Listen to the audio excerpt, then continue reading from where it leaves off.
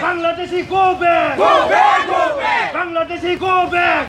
गिरिया गिरिया तेरे माथे मना बगे सुन के बोलो लसिया लसिया राहुल जी तो आगे बढ़ो हम तुम्हारे साथ हैं सूर्या जी तो आगे बढ़ो हम तुम्हारे साथ हैं राहुल जी तो आगे बढ़ो 알아낸 STS 정제 상을 때문에 이후에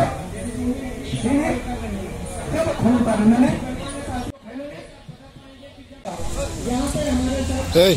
क्लियरली डिमांड किया है कि हमको सिटीजनशिप अमेंडमेंट बिल के खिलाफ हम लोग फॉरेस्ट बिल जहाँ में आप देखेंगे कंचनपुर में क्या हो रहा है, अम्बासा में क्या हो रहा है, तो उसके खिलाफ हम लोग हैं। ऊपर फॉरेस्ट बिल कॉर्पोरेट हमने डिमांड किया है कि रोमन स्क्रिप्ट में आज अगर अपना यूथ को शिक्षा चाहिए तो अगर हम इंग्लिश लैंग्वेज नहीं पढ़ेंगे तो बहुत मुश्किल होगा।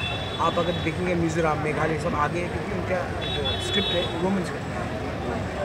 उसके बाद हमने डिमांड किया है कि आर्टिकल 244 डायरेक्ट फंडिंग आप एडीसी को दीजिए। हम त्रिपुरा का विभाजन नहीं चाहते। त्रिपुरा एक पुराना राज्य है और त्रिपुरा में सब लोग एक संग मिलकर रहते हैं। मैं सिर्फ चाहता हूँ कि अगर हमको डायरेक्ट फंडिंग मिले, जैसे कार्बी आंगलोंग में मिल रहा है, प्राइम मिनिस्टर ने एग्री कर दिया है 244, अब वही सुविधा हमको दीजिए। ये जो डिवाइड है अगरतला खुम्बुलों के बीच में वो कम हो जाएगा। और आखिर में मैंने एक मैसेज दिया है कि देखिए आज बंगाली का प्रॉब्लम हो, चकमा का प्रॉब्लम हो, बक का प्रॉब्लम हो, देबरमा, रियांग, कोलोई, रंगखोल, दार्लोंग, जमते सबका प्रॉब्लम एक ही है, नौकरी नहीं है, स्कूल में शिक्षा अच्छा नहीं है, अस्पताल है लेकिन डॉक्टर नहीं है। तो हम सुविधा चाहते हैं और ये सुविधा आप हमको डायरेक्टली दीजिए। ये रिमोट कंट्रोल अगरतला से नहीं चलेगा। तो ये मैंने कहा और हमको अगरतला में प्रोटेस्ट करने के लिए मौका नहीं मिलता। इंडिजिनस डे में हमको अलाउ नहीं किया गया, तो हमने कहा चलो अगर आप हमको अगरतला में नहीं दोगे तो लोग बोलते खुम्बुलुंग में करो, हम दिल्ली में आके करेंगे। क्योंकि आज का जो त्रिपुरा है वो पुराना जैसा नहीं है। आज हम अपना अधिकार जानते हैं और अपना हक हम लेके रहेंगे।